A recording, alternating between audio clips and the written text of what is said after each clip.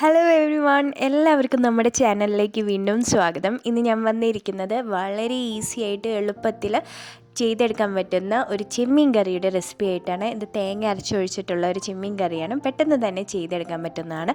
അപ്പോൾ താമസിക്കാതെ നമുക്ക് വേഗം വീഡിയോയിലേക്ക് കടക്കാം. അപ്പോൾ നമ്മുടെ കറി ഉണ്ടാക്കുന്നതിന് ഏറ്റവും പ്രധാനപ്പെട്ടത് ഈ ചെമ്മീനാണ്. ഞാനപ്പോൾ 1/2 കിലോയിൽ താഴെ ചെമ്മീനാണ് എടുത്തിരിക്കുന്നത്. അത് ഈ ഒരു വലുപ്പത്തിലുള്ളതാണ്. ചെറിയ ചെമ്മീനും ഉപയോഗിക്കാം, അത് കുറച്ചുകൂടി നല്ല ടേസ്റ്റ് ഉണ്ടായിരിക്കും. കുഞ്ഞി ചെമ്മീൻ എടുക്കണമെന്ന് വെച്ചാൽ അപ്പോൾ ഞാനത് അതിൻ്റെ തലയും വാലൊക്കെ കളഞ്ഞ് പിന്നീട് ഞാൻ കുറച്ച് വിനീഗറും ഉപ്പൊക്കെ ഇട്ട് ഒന്ന് തിരുമ്മി കഴുകുകയാണ്. അപ്പം നല്ല പോലെ അഴുക്കൊക്കെ മാറി നല്ല ക്ലീനായിട്ട് കിട്ടും ഈ ചെമ്മീനൊക്കെ. അപ്പോൾ ഞാൻ മീറ്റും ഫിഷൊക്കെ വാഷ് ചെയ്യുന്നതിന് തൊട്ട് മുന്നേ ഈ ഒരു വിനീഗർ ഉപ്പ് ആ ഒരു മിക്സ് ഇട്ടിട്ട് നല്ലപോലെ ക്ലീനാക്കി എടുക്കുകയാണ് ചെയ്യാറ്. ഇപ്പോൾ വാഷ് ചെയ്തെടുത്ത് നല്ലപോലെ ക്ലീനായി കിട്ടിയിട്ടുണ്ട്. ഇനി അടുത്തതായിട്ട് വേണ്ട ഇൻഗ്രീഡിയൻസ് എന്ന് പറയുന്നത് ഈ ഒരു തക്കാളി പകുതി, പിന്നെ ഒരു സവാളയുടെ പകുതി, പിന്നെ കുറച്ച് പച്ചമാങ്ങ. ഇതിപ്പോൾ ചെറുതായിട്ട് പഴുത്ത് തുടങ്ങിയിട്ടുണ്ട്, പക്ഷേ അത് കൂടുതൽ ടേസ്റ്റ് തരും നമ്മുടെ കറിക്ക്, ചെറിയൊരു മധുരമൊക്കെ ഉള്ളത്. പിന്നെ കുറച്ച് വേപ്പില, വെളുത്തുള്ളി, ഒരു ചെറിയ കഷ്ണം ഇഞ്ചി, പിന്നെ 2 പച്ചമുളക് എരിവിനനുസരിച്ച്. പിന്നെ തേങ്ങ വേണം, അതൊരു അരമുറി തേങ്ങ മതിയാകും. ഞാൻ ഇതുപോലെ ഒരു ചോപ്പർ എടുത്തിട്ടുണ്ട്. ഇപ്പോൾ ഇത് മിക്ക വീടുകളിലും ഉണ്ടാകുമെന്നാണ് ഞാൻ വിചാരിക്കുന്നത്. അപ്പോൾ ഞാൻ എന്താ ചെയ്യണമെന്ന് വെച്ചാൽ, നമ്മൾ നേരത്തെ എടുത്ത് വെച്ചിരുന്ന സവാളയും തക്കാളി, അതുപോലെ വെളുത്തുള്ളി, ഇഞ്ചി, ഇതെല്ലാം ഞാൻ ഈ ചോപ്പറിലേക്ക് ഒരുമിച്ചിട്ടിട്ട് നല്ലപോലെ ചോപ്പ് ചെയ്തെടുക്കുകയാണ്. വളരെ ചെറുതാക്കി തന്നെ കുരുകുരുന്നാക്കി ചോപ്പ് ചെയ്ത് എടുക്കുകയാണ്. നമ്മൾ അരിയെ സ്ലൈസ് ചെയ്യുകയൊന്നുമല്ല ചെയ്യുന്നത്, എല്ലാം കൂടി ഒരുമിച്ചിട്ട് തന്നെയാണ് ചോപ്പ് ചെയ്യുന്നതും. ചോപ്പർ ഇപ്പോൾ കയ്യിലില്ല എങ്കിൽ നമുക്ക് ഇതെല്ലാം നിങ്ങൾ ഒന്ന് നന്നായി കുരുകുരുന്ന് അരിഞ്ഞ് എടുത്ത് മാറ്റി വെച്ചാൽ മതി. ഞാൻ ഇപ്പോൾ ഈ ഒരു വലുപ്പത്തിലാണ് ചോപ്പ് ചെയ്തെടുത്തിരിക്കുന്നത്. എത്രത്തോളം ചെറുതാക്കാൻ പറ്റുമോ അത്രയും. അടുത്ത സ്റ്റെപ്പായിട്ട് ഒരു അടിക്കട്ടിയുള്ള പാത്രത്തിലേക്ക് നമ്മൾ നേരത്തെ ചോപ്പറിൽ അരിഞ്ഞ തക്കാളി, സവാള, ഇഞ്ചി, വെളുത്തുള്ളി ആ ഒരു മിക്സ് ഇട്ട് കൊടുക്കുക. നമ്മളിപ്പോൾ ഇത് സ്റ്റൗവിൽ വെച്ചിട്ടില്ല, അതിന് മുൻപാണ് ഇതൊക്കെ ആഡ് ചെയ്യുന്നത് കേട്ടോ. അപ്പോൾ അതിന് ശേഷം നമ്മൾ നമ്മുടെ എരിവിനനുസരിച്ചുള്ള മുളക് പൊടി ഇട്ട് കൊടുക്കണം. ഞാനിവിടെ കാശ്മീരി ചില്ലിയാണ് എടുത്തത്, അപ്പോൾ അത് ഞാൻ ഇട്ട് കൊടുത്തിട്ടുണ്ട്. പിന്നെ 1/2 ടീസ്പൂൺ മഞ്ഞൾപ്പൊടി ഇട്ട് കൊടുത്തിട്ടുണ്ട്. 1 ടേബിൾ സ്പൂൺ മല്ലിപ്പൊടിയും ചേർത്ത് കൊടുത്തിട്ടുണ്ട്. അടുത്തായിട്ട് ഉപ്പിൻ്റെ അളവ് നമ്മുടെ ഓരോരുത്തരുടെയും ടേസ്റ്റിനനുസരിച്ച് ആഡ് ചെയ്ത് കൊടുക്കാം.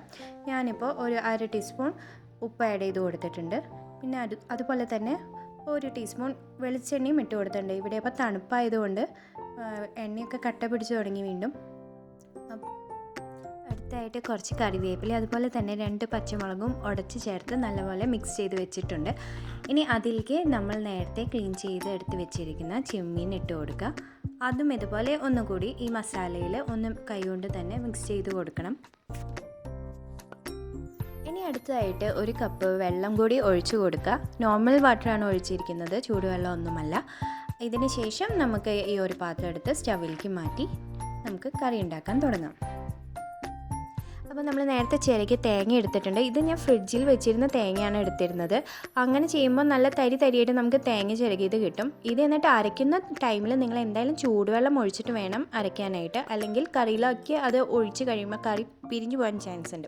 അപ്പോൾ നമ്മൾ അത്യാവശ്യം ചെറു ചൂടുവെള്ളം ഒഴിച്ചിട്ടാണ് ഇത് അരച്ചെടുത്തിരിക്കുന്നത്. നല്ല ചൂടുവെള്ളം ഒരിക്കലും ഒഴിക്കരുത് മിക്സിയിൽ, അത് തെറിച്ച് പോകാൻ ചാൻസ് ഉണ്ട്. അപ്പോൾ ഇതുപോലെ ചൂടുവെള്ളം ചേർത്ത് ഈ ഫ്രിഡ്ജിൽ നിന്ന് എടുത്ത തേങ്ങ എടുത്ത് അരച്ച് കഴിയും. ഇതുപോലെ നല്ല ക്രീമി കൺസിസ്റ്റൻസിയിലായിരിക്കും കിട്ടുക. കണ്ടോ, തീരെ തരി ഇല്ലാണ്ട് നല്ല പേസ്റ്റായിട്ട് പോലെ കിട്ടിയിരിക്കുന്നത്. അപ്പോൾ തേങ്ങ അരച്ചതിൻ്റെ ആ ഒരു കൺസിസ്റ്റൻസി നോക്കിയിട്ട് ഇരിക്കും നമ്മുടെ കറിയുടെ ടേസ്റ്റ്. അപ്പോൾ നിങ്ങൾ എപ്പോഴും ശ്രദ്ധിക്കണം ഇതുപോലെ അരച്ചെടുക്കാനായിട്ട്.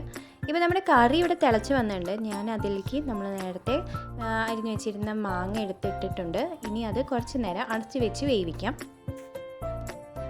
അപ്പോൾ നമ്മുടെ കറി 5 മിനിറ്റിന് ശേഷം മാങ്ങയൊക്കെ നല്ലപോലെ വെന്ത് വന്നിട്ടുണ്ട്, തിളയൊക്കെ വന്ന് തുടങ്ങിയിട്ടുണ്ട്. ഇനി നമ്മൾ നേരത്തെ മിക്സിയിൽ അരച്ച് വെച്ചിരിക്കുന്ന തേങ്ങ ചേർത്ത് കൊടുക്കാം.